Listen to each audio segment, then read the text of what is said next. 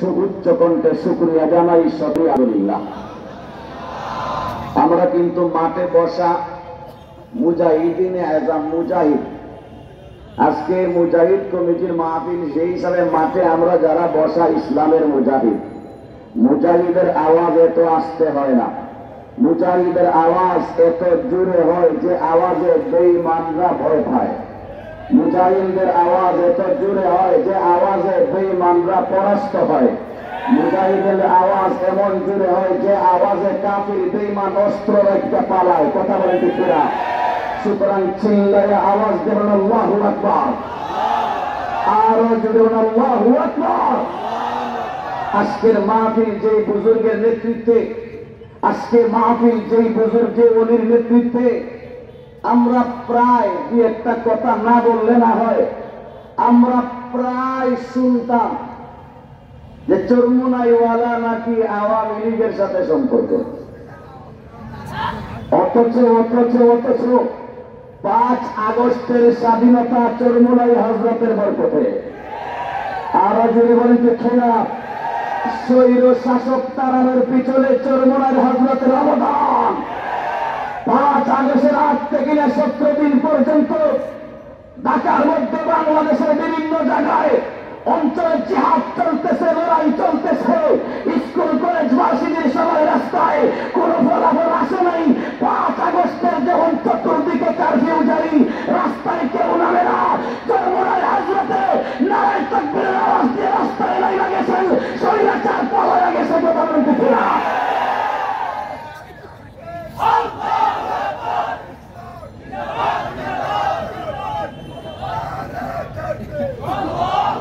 সুতরাং পরিষ্কার পরিষ্কার, যাকে চরমুনাই, যাকে আওয়ামী লীগের পক্ষের দালাল বলা হতো, তারাই আওয়ামী লীগকে তাড়াইছে দেশ থেকে। কথা বলতে খেলা। আর কোন প্রশ্ন আমাদের বাকি নেই, আর কোন প্রশ্ন আমাদের বাকি নাই। আমার ইচ্ছা, এই দেশের শেখ মুজিব বঙ্গবন্ধু যদি এই দেশের জাতির পিতা হতে পারে, 71 স্বাধীনতা এলো, তাহলে 5 আগস্টের স্বাধীনতা যে হযরতের মাধ্যমে আসছেন, উনি জাতির পিতার চেয়ে বসে দরকার। কথা বলতে ছিল।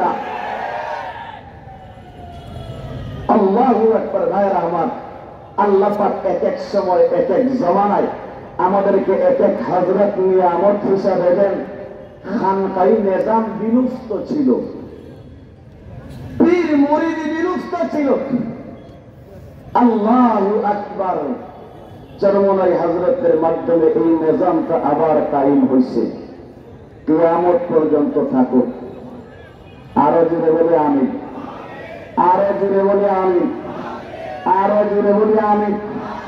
কিছু বাতিল আছে, কিছু বাতিল আছে, বলে পীর মুরিদি এগুলা শরীয়তে নাই, ইসলামে নাই, পীর মুরিদি হারাম, পীর মুরিদি বেদাত।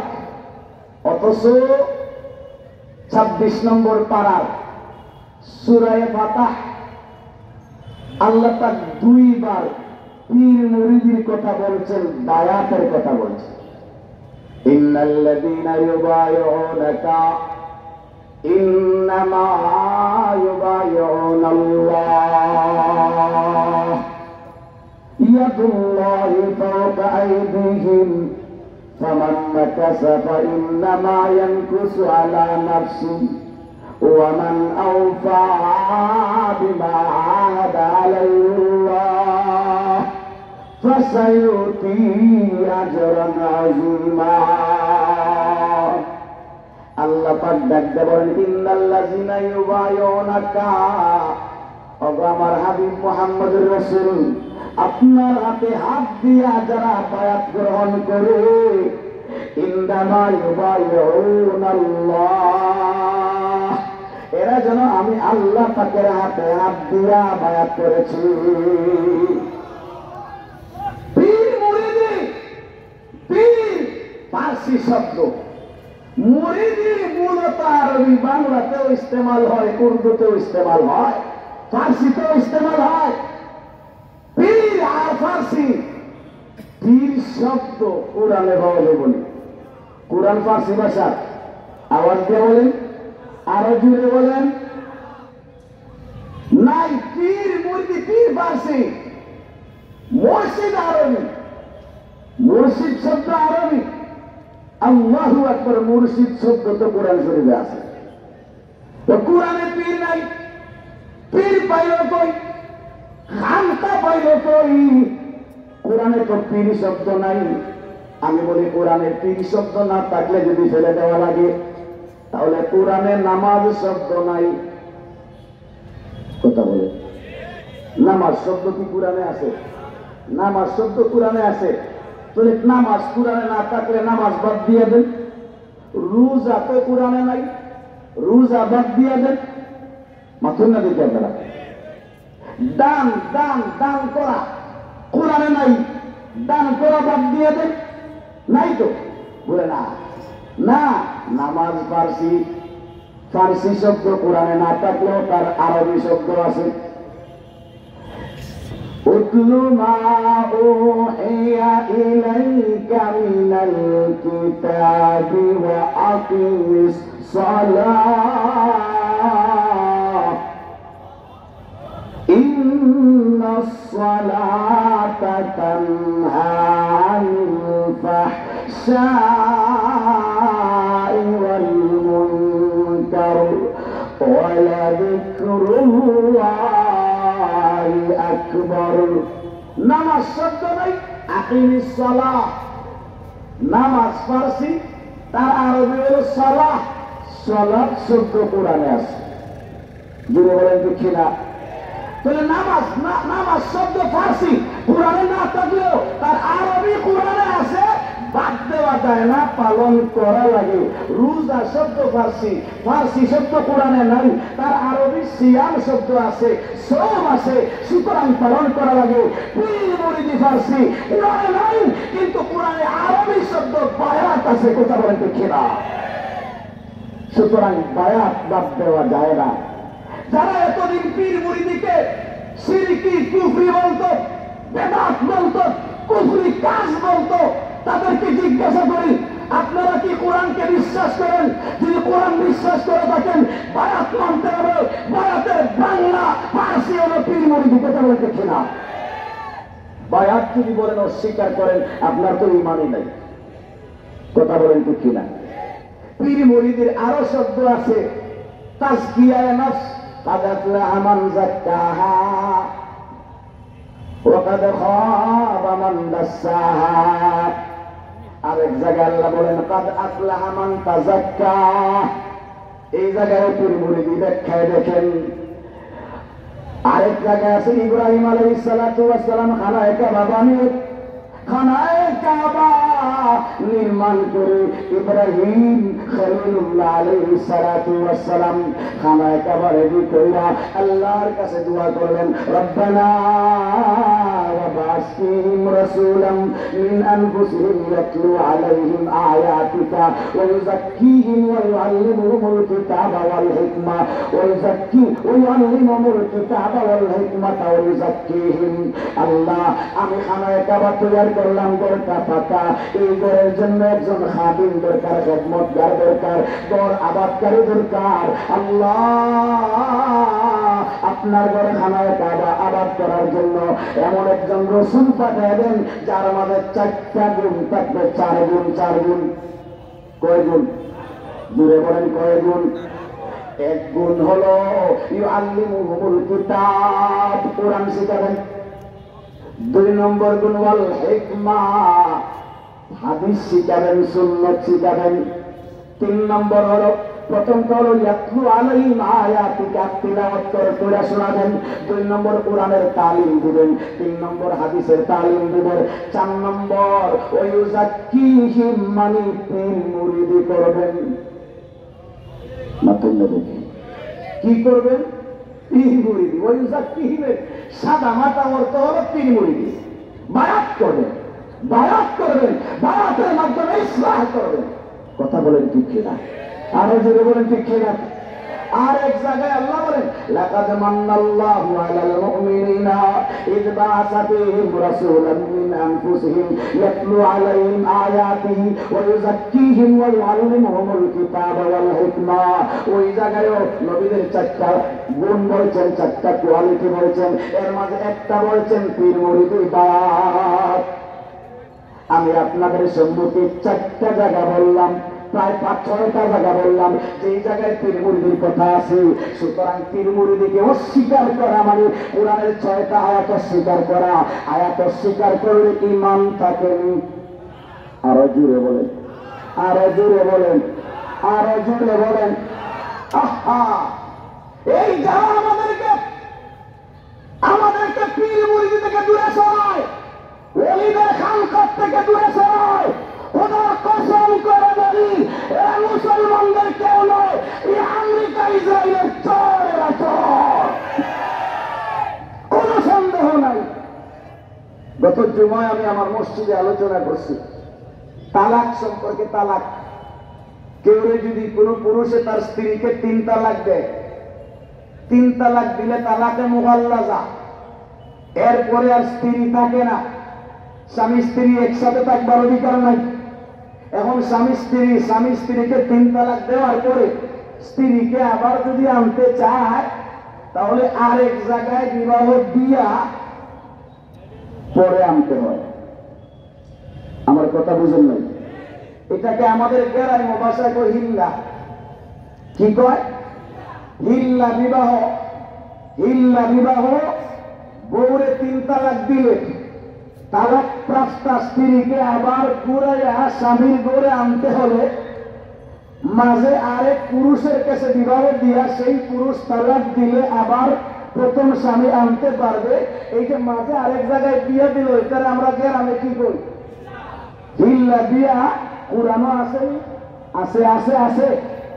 সূরা বাকারা আয়াত নম্বর 230 আল্লাহ পাক বলেন ওয়াইন তাল্লাকাহা ফালা তাহিল্লু লাহু মিন বাদু হাত্তা তানকিহা যাওজান গায়রা। বাংলা কুরআন শরীফ আছে, নুরুল কুরআন বানাইছে, বাংলা অনুবাদ বানাইছে, একবারে সরাসরি অর্থ লেখা ওয়াইন তাল্লাকাহা। কোন পুরুষ যদি তার স্ত্রীকে 3 তালাক দেয় তাহলে এই আগের পুরুষ আগের স্বামীর জন্য এই স্ত্রী হালাল হবে না হাত্তা তানকিহা যাওজান গায়রা, যতক্ষণ পর্যন্ত আরেক পুরুষের কাছে বিবাহ দেওয়া হবে না। কথা বুঝলেন? তার মানে আরেক পুরুষের কাছে বিবাহ দেওয়ার কথা কোরআনে আসেনি। হাত্তা তানকিহা যাওজান গায়রা, ইহা তোকে আরেক পুরুষের কাছে বিবাহ দিতে হবে, দিয়া সে চাললে প্রথম স্বামী আনতে পারবে। কোরআনে হিলার কথা আসেনি। মাথুন না দেখি। আপনাদের বিশ্বাস যদি না হয় কুদরতুল্লাহ লাইব্রেরিতে গিয়া আপনি জানে বসের নিচে গিয়া একটা কিতাব পাবেন, হিলা হিলা বিবাহ গোপন জিনা। হিল্লা বিবাহ গোপন জিনা কে লেখছে? এই লামাজাবি শেখরা লেখছে, লামাজাবি ভণ্ডরা লেখছে। আমি আপনাদের কাছে জিজ্ঞাসা, সূরা বাকারার 230 নম্বর আয়াতে আল্লাহ বললেন হিল্লা বিবাহ ছাড়া 3 তালাকের বউ আগের স্বামীর জন্য হালাল হয় না। আল্লাহ বললেন হিল্লা বিবাহের কথা, আর এরা বলে হিল্লা বিবাহ গোপন জিনা। তাদের কথা কোরআনের সাথে মিল না উল্টা? আর জুড়ে বলেন, তার কথা যদি কোরআনের উল্টা হয়ে থাকে, আয়াতের উল্টা হয়ে থাকে, আয়াতের বিরুদ্ধে যে ফতোয়া দেয় সে মুসলমান হতে পারে না। সে মুসলমান হতে পারে বলে যে লেখছে হিল্লা বিবাহ গোপন জিনা, সত্য লেখছে না মিথ্যা? এটা ইমানের কথা না কাফিরের কথা? এই সমস্ত কাফিরি কথা সহিহ হাদিসের দুহাই দিয়া, সহিহ মাযহাবের দুহাই দিয়া, সহিহ আকীদার দুহাই দিয়া যারা কুফরি ছড়ায়, কোরআন বিরোধী কথা ছড়ায়, তাদের বিরুদ্ধে জিহাদ ঘোষণা করা দরকার।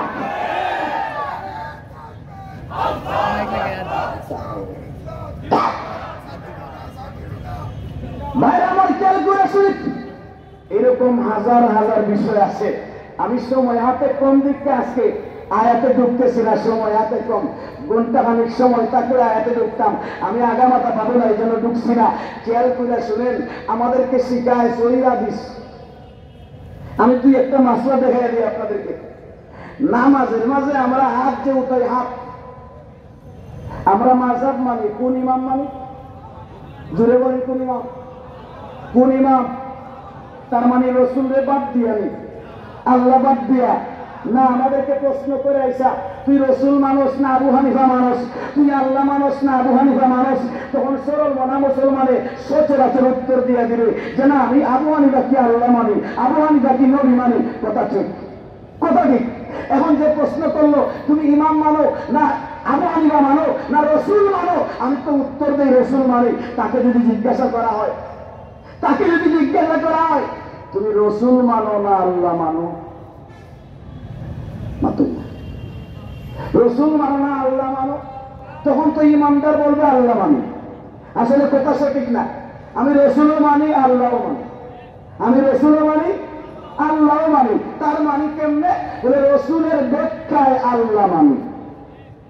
মাত্র রসুলের ব্যাখ্যায় কারে মানি?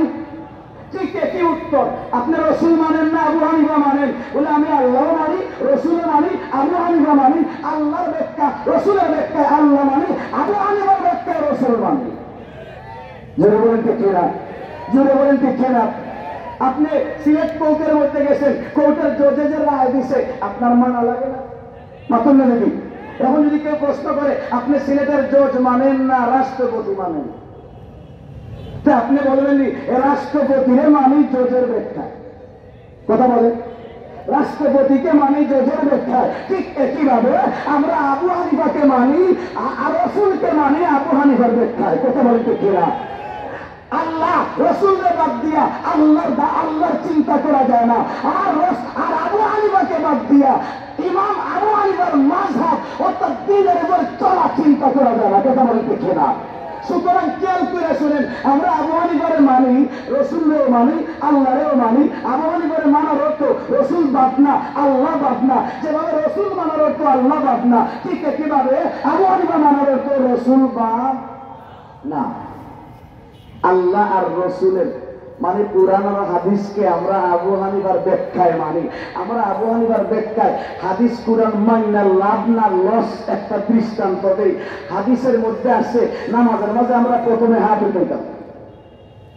নামাজে কি উঠাইতাম? খেয়াল করে শুনেন, হাত উঠাইতাম।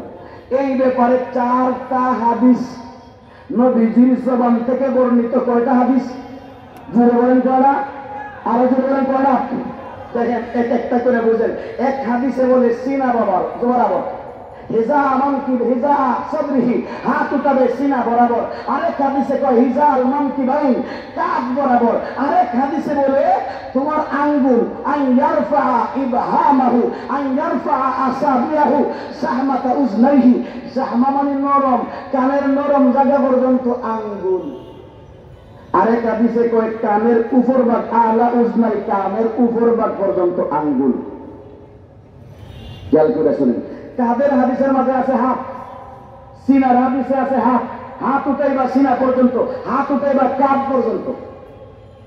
আর কানের সাথে সম্পৃক্ত 2 হাদিস, নিচের দিকে নরম জায়গায় আঙ্গুল উঠাবে, উপরের জায়গায় কি উঠাবে? মাথুন না। তাহলে এক কাজ একটা হাদিস কয়টা? কাজ কিন্তু হাত উঠালি একটা, হাদিস কয়টা? 4টা। একটা আরেকটার বিপরীত, একটা তার বিপরীত। সিনায় উঠাইলে কাঁধে যাওয়া যায় না, কাঁধ পর্যন্ত উঠাইলে কান পর্যন্ত যাওয়া যায় না, কানের নরম জায়গায় গেলে উপরে যাওয়া যায় না। একই কাজ, একই কাজ, একই কর্ম। হাদিস কয়টা? এখন 4 হাদিস এই জায়গায়। এরা নাম দিছে আহলে হাদিস। এরা হাত উঠায় কোন পর্যন্ত? সিনা পর্যন্ত।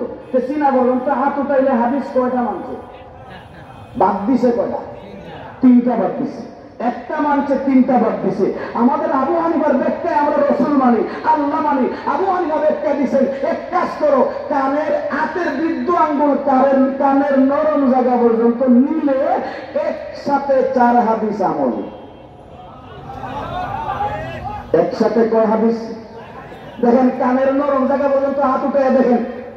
দেখেন আপনার কোনটা সিনা বরাবর হয়েছে, হাত সিনা বরাবর, এই হাত কাঁধ বরাবর। আবার কানের নরম জায়গায় গেছে, আঙ্গুলের 4টা মাথা কানের উপর ভাগেও। তাহলে একসাথে কয় হাদিস মানলাম? তাহলে আহলে হাদিস হলে আবু হানিফা আহলে হাদিস। আমরা মাযহাব যারা মানি এরা আহলে হাদিস। যারা আহলে হাদিসের নাম দিয়া ফেনা এরা হাদিসের নামে বাটপার।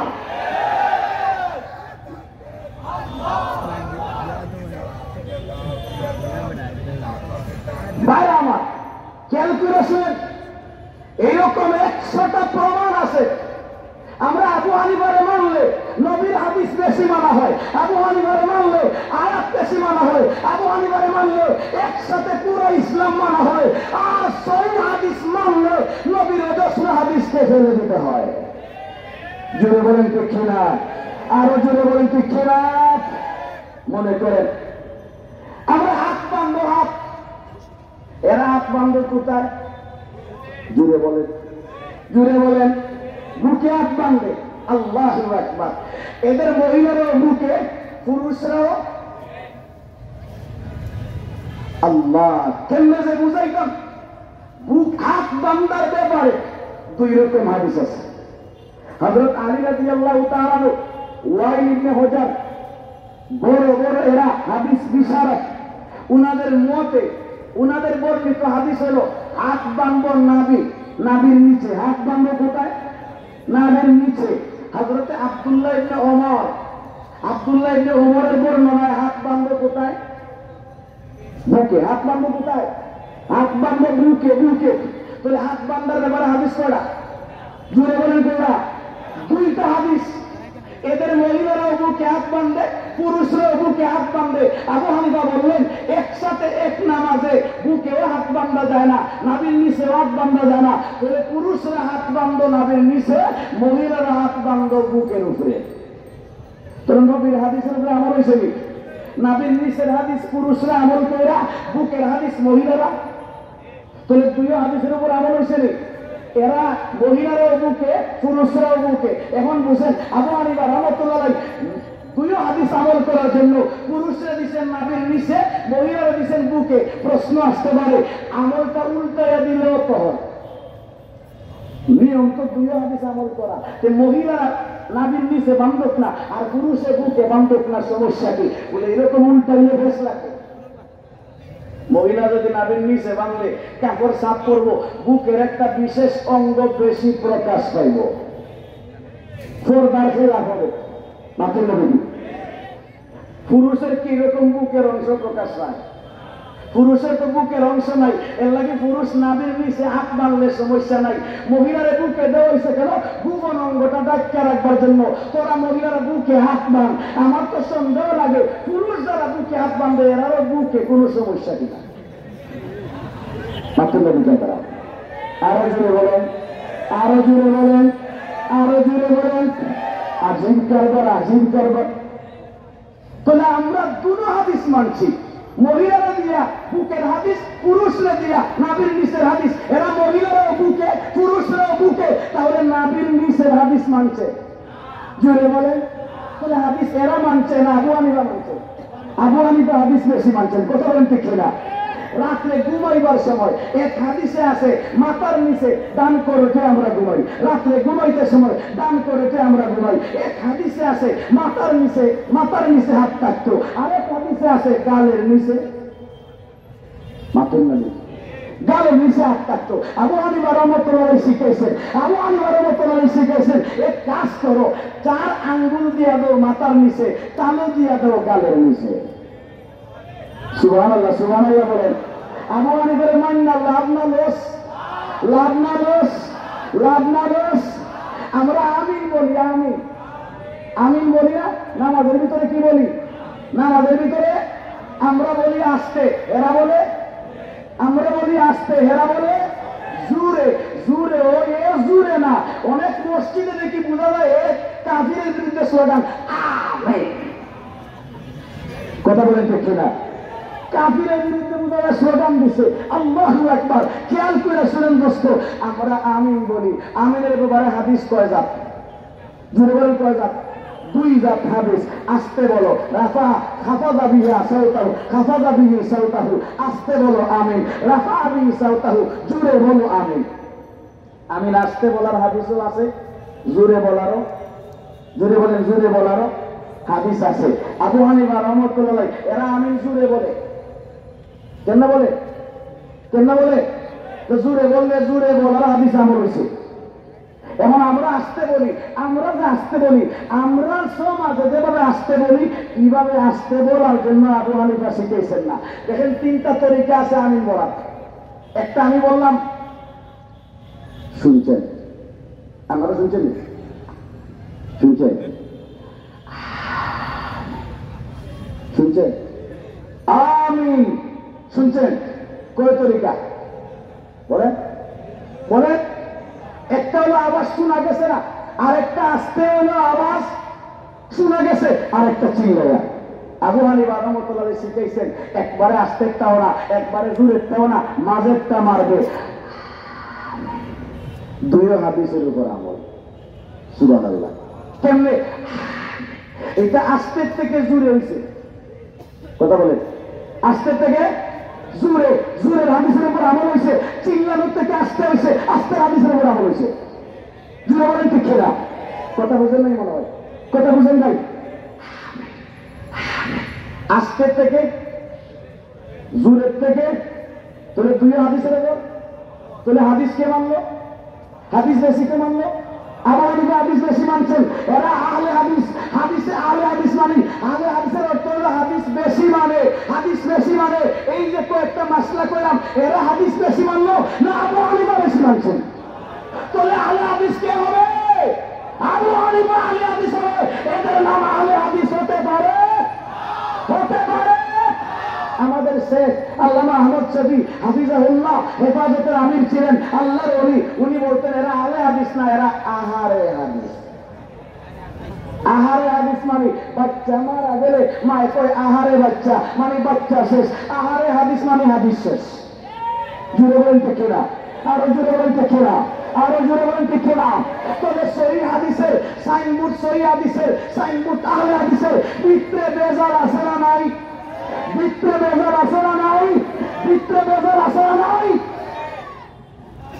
মাশাআল্লাহ, যতটুকু আলোচনা করছি, আল্লাহ আমাদের সকলকে হক বুঝা এই বাতিল ফিরকা থেকে আলাদা হইয়া হানাফি মাযহাবের অনুসারী হওয়ার তৌফিক দান করুন। আমিন। ওয়া আখিরু দাওয়ানা আলহামদুলিল্লাহি রাব্বিল আলামিন।